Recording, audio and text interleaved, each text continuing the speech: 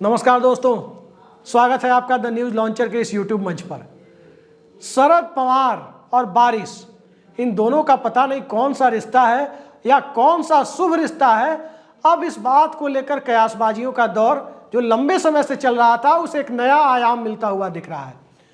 शरद पवार ने बारिश में भीगते हुए रैली की तो उनकी पार्टी और गठबंधन के लिए ये रैली कहीं ना कहीं सत्ता में आने का संकेत तो नहीं है। कई बार ऐसा देखने को मिला। तब भी देखने को मिला जब पिछली बार महाराष्ट्र की सियासत में कहा जा रहा था कि नरेंद्र के बाद देवेंद्र। पूरे महाराष्ट्र में ऐसा माना जा रहा था कि भारतीय जनता पार्टी और शिवसेना का गठबंधन यूपीए का सफाया कर देगा, कांग्रेस एनसीपी गठबंधन का सफाया कर देगा, लेकिन ऐसा हुआ नहीं।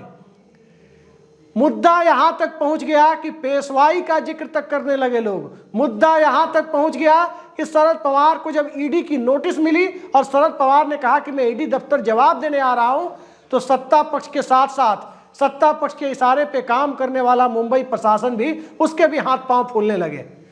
और अब एक बार फिर बारिश शरद पवार के साथ इसी तरह का खेल करते हुए दिखाई दे रही है। पिछला वाकया जो 18 अक्टूबर 2019 का था, विधानसभा चुनाव के दरमियान का, वो सतारा का था। सतारा में उनकी पार्टी को छोड़ चुके सांसद जो शिवाजी का वंशज बताते हैं, छत्रपति शिवाजी महाराज का वंशज, उनके खिलाफ शरद पवार ने रैली की और बारिश में भीगते हुए बिना किसी छाते के, काफी मशहूर फुटेज है वो, उस फुटेज को पूरे देश ने देखा। और उस फुटेज के बाद महाराष्ट्र में जो माहौल बदला, उस माहौल ने देवेंद्र फडणवीस के आगे से मुख्यमंत्री पद की थाली ऐसी छीनी कि अब वे बेचारे उप मुख्यमंत्री बनकर संतोष करने की मुद्रा में हैं। और अब पता नहीं किसके सामने से बारिश और शरद पवार का जो रिश्ता है वो थाली छीनने का काम करेगी भारतीय जनता पार्टी को। और वहां एकनाथ शिंदे और बीजेपी एकनाथ शिंदे के साथ साथ अजीत पवार, यानी दो अलग अलग टूटी हुई पार्टियों के नेताओं के साथ जो बीजेपी का गठबंधन चल रहा है, उसके लिए किस तरह का माहौल मुहैया कराएगी कि आने वाले वक्त को पता चलेगा। लेकिन नवी मुंबई में शरद पवार बारिश के बीच फिर से भाषण देते नजर आए हैं, अपने कार्यकर्ताओं को उत्साहित करते नजर आए हैं, जनता को मराठी अस्मिता की याद दिलाते नजर आए हैं, मुंबई और मुंबई के विकास के लिए तकरीरें पढ़ते हुए नजर आए हैं। तो इन सब के बीच जरा भारतीय जनता पार्टी की तैयारियों को भी देखें तो खबरें यहां तक आ रही है कि बीजेपी ने एनडीए के अंदर सीटों का समझौता कर लिया है। 26 सीटें बीजेपी खुद लड़ेगी और बची हुई 22 सीटें, महाराष्ट्र में 48 सीटें हैं, तो जो बची हुई 22 सीटें हैं उसमें 11 ऐसा माना जा रहा है कि एकनाथ शिंदे गुट को और 11 सीटें अजीत पवार गुट को दी जाएंगी। अब एकनाथ शिंदे गुट के पास तो पहले से ही 13 सांसद हैं, तो जिनके पास 13 सांसद हैं उनके कद को घटा के आखिर वो कौन दो बदकिस्मत होंगे जिनके टिकट काटे जाएंगे, इसको लेकर एकनाथ शिंदे गुट में अभी से माथापच्ची जारी है। और इन सब के बीच अजीत पवार के टिकट पर चुनाव लड़ने वाले 11 लोग कहां से आएंगे? कौन से ऐसे लोग होंगे जो अजीत पवार के टिकट पर मराठा अस्मिता की लड़ाई के बीच वो चुनाव लड़ने के लिए तैयार होंगे? ये सवाल भी है। और तीसरा सवाल इतना महत्वपूर्ण है कि क्या बारिश ने शरद पवार के लिए इतना शुभ संकेत दे दिया है जिससे बीजेपी घबरा गई है? वरना जिन पार्टियों के साथ पार्टी नहीं सिर्फ विधायक दल है और उस विधायक दल वाली पार्टी को जनता के बीच कितना समर्थन प्राप्त है ये पूरे देश को पता है कि एक भी उपचुनाव वो नहीं जीत पा रही, बीएमसी का इलेक्शन कराने की हिम्मत तक एनडीए वहां नहीं जुटा पा रही। तो उस परिस्थिति में बीजेपी सिर्फ अपने आप को 26 सीटों पर संतोष कर ले, और जब 26 सीटों पर संतोष ही करना था तो आखिर शिवसेना को तोड़ने का खेल क्यों हुआ? क्योंकि जब पिछली बार लोकसभा का समझौता हुआ उद्धव ठाकरे के साथ, तब भी महाराष्ट्र में 25 सीटें बीजेपी लड़ी और 23 सीटें शिवसेना को दी गई। तो सिर्फ एक लोकसभा सीट ज्यादा लड़ने के लिए क्या बीजेपी ने पूरे महाराष्ट्र में अपने आप को विलन की तरह एस्टेब्लिश कर लिया? पूरी मराठा अस्मिता को झकझोर कर रखने वाला काम गुवाहाटी मॉडल के साथ किया। 50 खोखे और एकदम ओके के तथाकथित नैरेटिव के लिए बुनियाद तैयार कर दी। ये उस राजनीतिक समझदारी के साथ मेल नहीं खाता जिस राजनीतिक समझदारी के लिए नरेंद्र मोदी और अमित शाह को जाना जाता है, जिस सोशल इंजीनियरिंग के लिए आरएसएस को जाना जाता है। महाराष्ट्र में जिस प्रकार से सियासत के पत्ते फेंकने के लिए देवेंद्र फडणवीस को जाना जाता है, यदि उसके बीच ये नौबत आए कि एक लोकसभा सीट ज्यादा लड़ने के लिए पूरे महाराष्ट्र में बदनामी की पोटली अपने सर पर लेकर चलने के लिए बीजेपी तैयार हो गई, तो शरद पवार बारिश में भीगे या ना भीगे, सियासत महाविकास आघाड़ी के पक्ष में दिखाई दे रही है, सहानुभूति अब सुनामी में बदलती हुई दिखाई दे रही है। इसका अंदेशा लोकसभा चुनाव के 5 महीने पहले सीट शेयरिंग को अंतिम रूप दिए जाने के साथ साथ महाराष्ट्र के मामले में यदि ये अंतिम रूप दिए जाने की बात जो न्यू इंडियन एक्सप्रेस के साथ साथ कई अन्य पोर्टल्स पे भी है, यदि वो बात सच है तो ये भारतीय जनता पार्टी की कमजोरी का संकेतक है। यह उसको कहीं ना कहीं सिंबलाइज कर रहा है कि असहाय हो चुकी है भारतीय जनता पार्टी। लेकिन यह असहाय होने की नौबत क्यों आई?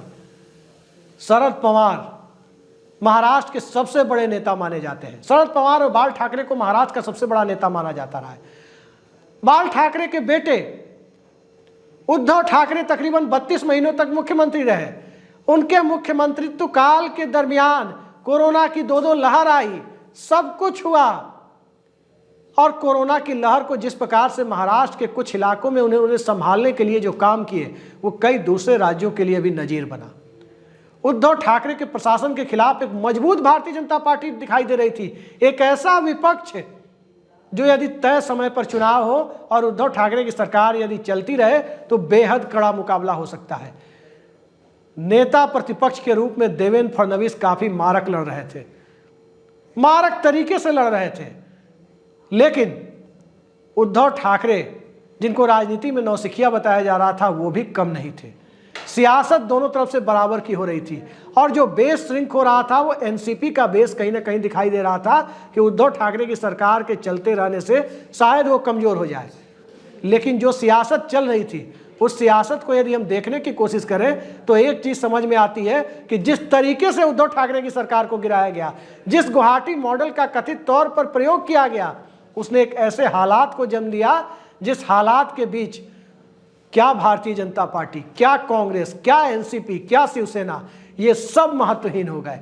महत्वपूर्ण हो गए तो सिर्फ और सिर्फ उद्धव ठाकरे और शरद पवार, और ये दोनों जब एक साथ गठबंधन में है और उस गठबंधन के लिए शगुन बनाने का काम कहीं ना कहीं बारिश करती हुई नजर आ रही है, तो महाराष्ट्र की सियासत को लेकर पहले से जो आशंका है उस आशंका को अब और ज्यादा बल मिलता जा रहा है।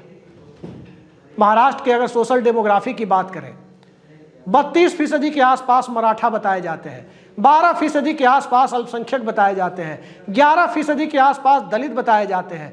तो जब 50% से ज्यादा वोट सिर्फ 3 तबकों से आ रहे हैं तो भारतीय जनता पार्टी कौन से हिंदुत्व का नैरेटिव चला पाएगी और इस हिंदुत्व के नैरेटिव के सहारे कौन सी राजनीति कर पाएगी? कम से कम मौजूदा दौर में इसे बीजेपी के लोग ही बेहतर समझ सकते हैं। शरद पवार की पूरी पार्टी, शरद पवार का परिवार, ठीक इसी तरह से उद्धव ठाकरे, उनकी पार्टी, उनका परिवार, पार्टी छिन जाए, पार्टी का सिंबल छिन जाए, परिवार के लोग दगाबाजी कर जाएं, पार्टी के लोग सीबीआई और ईडी के डर से दूसरी जगह पलायन कर जाएं, कोई फर्क नहीं पड़ता, क्योंकि जनता जब मुद्दे तय कर रही है, जनता जब किसी के साथ सहानुभूति दर्शा रही है, तो सहानुभूति के चुनाव का परिणाम क्या होता है जरा इसे देखना है, जरा इसे याद करना है। तो 1984 के लोकसभा चुनाव को याद कर लीजिए और उस लोकसभा चुनाव के ठीक पहले के मंजर को याद कर लीजिए। इंदिरा गांधी की लीडरशिप के खिलाफ देश में असंतोष दिख रहा था, लग रहा था कि इस देश में विपक्ष एक मजबूत चुनौती पेश करेगा। सत्ता पक्ष को भी कहीं ना कहीं परिस्थितियां अनुकूल नहीं लग रही थी, लेकिन नियति ने जो एक बेहद दुखद निर्णय सुनाया, इंदिरा गांधी की उनकी आवाज पर जिस प्रकार से उन्हें गोली मारी गई, उनका देहांत हुआ, और जो सहानुभूति लहर बिल्कुल चुनाव के वक्त पर इस घटना की वजह से हुई, चुनाव घोषित होने के वक्त जब प्रधानमंत्री के साथ इतना निर्मम कृत्य हुआ और देश ने तमाम नाराजगी इंदिरा गांधी के साथ जो थी उसे भूलकर सहानुभूति की लहर पर जाकर जब चुनाव लड़ा, तो फिर इस देश में विपक्षी दल बनने के लिए पार्टी नहीं बची। 400 से ऊपर सीट कांग्रेस पार्टी लेकर आई, और महाराष्ट्र में जहां सहानुभूति दगाबाजी की वजह से है, जहां सहानुभूति किसी तथाकथित ऑपरेशन लोटस की वजह से है, जहां सहानुभूति परिवार और पार्टी दोनों के टूटने की वजह से है, और जहां सहानुभूति उस गुवाहाटी मॉडल के खिलाफ है जहां चार्टर्ड प्लेन को रिक्शे की तरह एयरपोर्ट पर तैयार कर दिया जाता हो, एक एक विधायक को लाने के लिए एक एक चार्टर्ड प्लेन की हद तक जाने की नौबत आ जाती हो। तो उस परिस्थिति में चार्टर्ड प्लेन से विधायकों को तो लिया जा सकता है, जनता के बीच उसके खिलाफ जो जनमत तैयार होता है, उस जनमत को फिर अपने पक्ष में मोड़ना किसी भी राजनीतिक दल के बूते की बात नहीं होती है। महाराष्ट्र में जनमत खिलाफ जा रहा है, और जनमत खिलाफ नहीं होता तो शरद पवार को बारिश के बावजूद सुनने के लिए न तो 2019 के अक्टूबर में लोग होते और न ही 2023 के नवंबर में लोग खड़े होते। ये अपने आप में इस बात का सबूत है कि जनता के बीच जब जज्बा होता है तो बारिश, बम, पटाखे किसी की परवाह नहीं करती। याद कीजिए अक्टूबर 2013 की पटना की नरेंद्र मोदी की रैली में दनादन बम ब्लास्ट हो रहे थे, लोग मारे जा रहे थे, लेकिन भीड़ गांधी मैदान छोड़ने का नाम नहीं ले रही थी। भीड़ नरेंद्र मोदी जिंदाबाद के नारे लगा रही थी, क्योंकि उस वक्त नरेंद्र मोदी उम्मीद की किरण है। ठीक यही स्थिति 2019 और अभी का माहौल यदि देखें महाराष्ट्र में, बारिश के बावजूद, बारिश में लोग छाते तानते नजर आते हैं, लेकिन जब नेता ही छाता तानने के लिए तैयार नहीं है तो जनता भी अपने आप को भीगने के लिए तैयार कर लेती है। और सियासत, हिंदुत्व की सियासत में जिसे भिगोने की कोशिश हो रही है, वो अपनी क्षेत्रीय अस्मिता की सियासत में भीगने के लिए सहर्ष और स्वाभाविक रूप से तैयार दिखता हो, तो हिंदुत्व की सियासत के लिए कोई स्पेस नहीं बचता। मराठा आरक्षण के दौर में तो और नहीं बचता। और उसी सियासी स्पेस को ऑक्युपाई करने के लिए, उसे कब्जा करने के लिए जो कवायद महाराष्ट्र में चल रही है, चाहे नरेंद्र मोदी की बात हो, चाहे देवेंद्र फडणवीस की बात हो, चाहे नागपुर में बैठे हुए संघ की बात हो, चाहे अमित शाह की चाणक्य नीति की बात हो, सब के सब महाराष्ट्र में किंग कर्तव्य विमूढ़ नजर आ रहे हैं। एक तरफ महाराष्ट्र, एक तरफ बिहार, दोनों एक दूसरे को सप्लीमेंट्री ऑक्सीजन दे रहे हैं, दोनों एक दूसरे की चुनावी मुद्दों को तय करने में एक बड़ी भूमिका निभा रहे हैं। और दो बड़े प्रदेश जब एक साथ मुद्दों के आश्रय, सियासत के आश्रय, एंटी बीजेपी रणनीति के आश्रय जब एक साथ क्लब हो, वहां दो बड़े नेता मुंबई में उद्धव ठाकरे और शरद पवार, और दो बड़े नेता पटना में लालू यादव और नीतीश कुमार, तमाम मतभेदों को दरकिनार कर एक साथ खड़े हो, तो क्या बारिश, क्या आंधी, क्या तूफान। नेताओं को वक्त की तलाश होती है, और वक्त के तकाजे को पहचानने में कोई नेता देरी नहीं करता। याद कीजिए नरेंद्र मोदी ने किस प्रकार से वक्त के तकाजे को सबसे पहले पहचाना था। उस दौर में पहचाना था जब भारतीय जनता पार्टी में पीढ़ीगत परिवर्तन का दौर था। लाल कृष्ण आडवाणी की पीढ़ी विदा ले रही थी, लेकिन पार्टी के अंदर उन्होंने वक्त को तलाशा। जनमत के अंदर वक्त को तलाशने के लिए जिस हिंदुत्व के मुद्दे के सिवा उनके पास कोई मुद्दा नहीं दिखता, और क्षेत्रीय अस्मिताएं अलग अलग तरीके से सर उठाती जा रही है, तो फिर आगे आगे देखते जाइए। शरद पवार बारिश में भीग रहे हैं, आने वाले समय में हो सकता है कि कोई दूसरे नेता किसी नए सियासी पैतरे के साथ सामने आए, क्योंकि अंततः जनता ही सर्वोपरि है। मराठा आरक्षण के मुद्दे के बाद नेता का इस तरह से मजबूत पोस्चरिंग के साथ सामने आना भारतीय जनता पार्टी के लिए एक चिंता का सबब जो पहले से बना हुआ था, अब चिंता की लकीरों को और चौड़ा करता जा रहा है। 48 लोकसभा सीटें महाराष्ट्र की, 40 लोकसभा सीटें बिहार की, 88 लोकसभा सीटें उत्तर प्रदेश की 80 लोकसभा सीटों से ज़्यादा बनती है। और उत्तर प्रदेश में भी चुनौती बड़ी है, और देश के 3 बड़े प्रदेशों में जब चुनौती बड़ी है, बंगाल में बेस श्रिंक हो चुका है, वो गिरता जा रहा है आधार, तो फिर भारतीय जनता पार्टी के लिए कौन सा बड़ा प्रदेश बचता है जहां कम से कम 40 लोकसभा सीटें हों। स्वाभाविक है कि नहीं बचता है। और छोटे राज्यों के सहारे इस देश में कोई ऐसा राजनीतिक दल नहीं हुआ जिसने इस देश में कम से कम 40 लोकसभा सीटों वाले सभी प्रदेशों को दरकिनार कर लोकसभा में 150 के आंकड़े तक पहुंचने का करिश्मा किया हो। देखते हैं क्या होता है।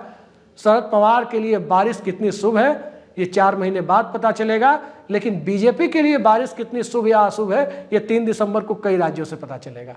फिलहाल के लिए इतना ही। नमस्कार।